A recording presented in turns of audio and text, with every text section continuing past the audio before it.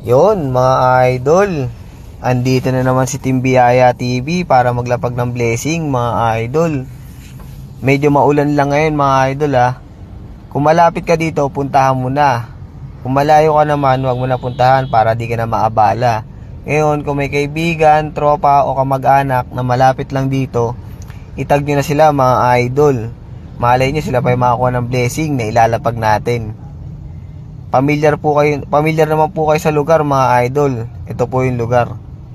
Tapusin nyo po yung video mga idol ha. Yan po.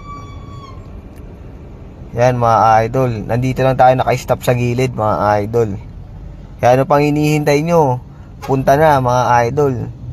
Pag malayo ka naman, huwag ka na pumunta mga idol para hindi ka na mabala kasi medyo umuulan pa. Kaya sa mga pupunta na mga followers natin, God bless and keep safe at mag-iingat kayo mga idol. Hintayin ko kayo. Good luck!